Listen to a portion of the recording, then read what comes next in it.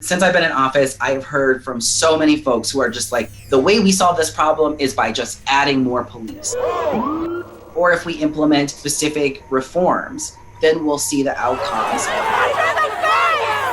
But we really need to dig deeper into it. And what we're seeing is a groundswell of demands to defund the police.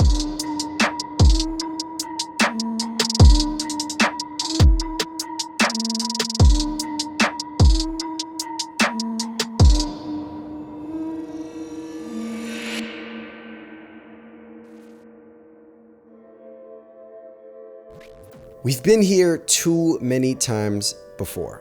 An unarmed black person is killed at the hands of law enforcement, and one by one, politicians condemn racist policing and call for what? Reform.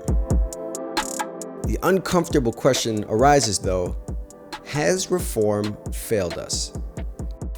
In 2014, immediately following the deaths of Michael Brown and Eric Garner, the Obama administration commissioned a report that laid out a host of tangible police reforms.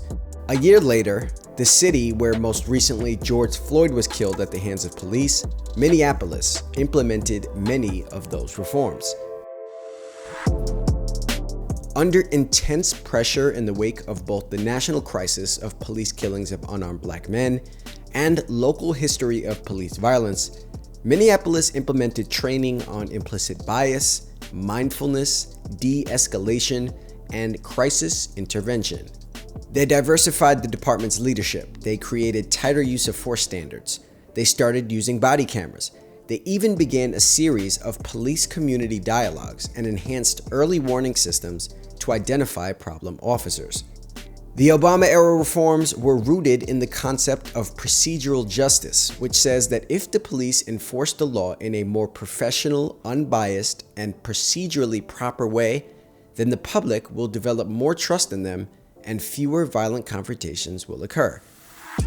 It seems almost naive now to think 6 years and numerous deaths of unarmed black people later that these things would work. And yet just this week, our leaders touted more of the same: reform. The Urban Institute recently examined the efforts and found little to no evidence that implicit bias training or community relations initiatives help. This past week, fed up with the failures of reform, we've seen a new movement take form on social media, calling for local government to defund the police.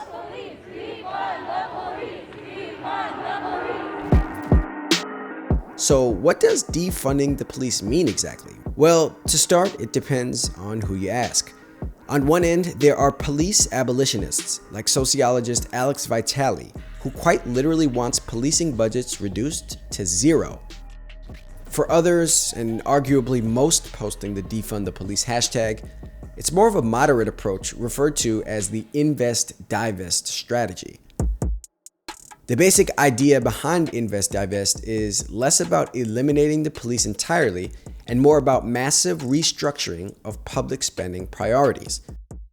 A 2017 report called Freedom to Thrive: Reimagining Safety and Security in Our Communities said there is an incredible amount of investment going into black and brown communities, but it's going into criminalizing them.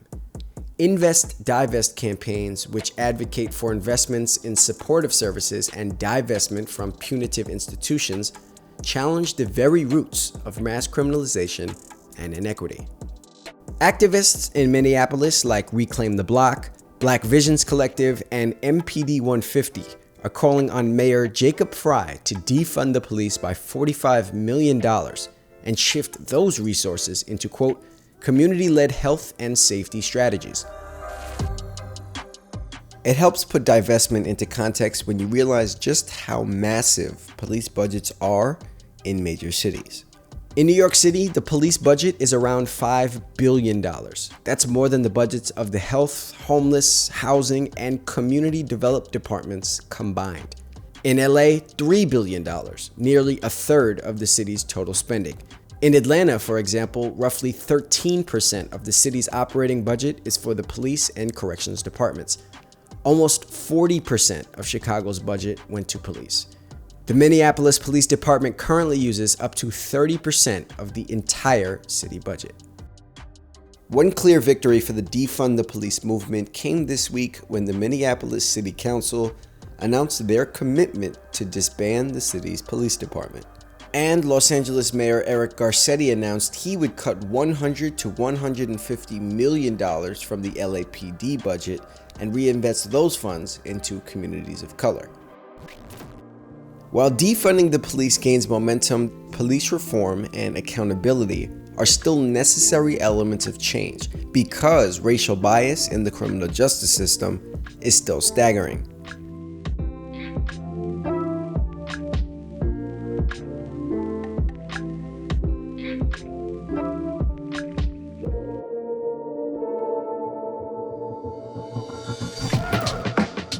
So, what are we left to do? Be very, very specific about what it is you want cut or changed, and vote in your local elections.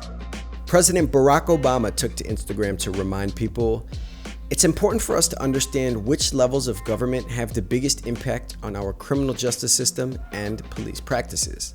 The elected officials who matter most in reforming police departments and the criminal justice system work at the state and local levels. Unfortunately, voter turnout in these local races is usually pitifully low, especially among young people, which makes no sense given the direct impact these offices have on social justice issues, not to mention the fact that who wins and who loses those seats is often determined by just a few thousand or even a few hundred votes. We have to mobilize to raise awareness, and we have to organize and cast our ballots.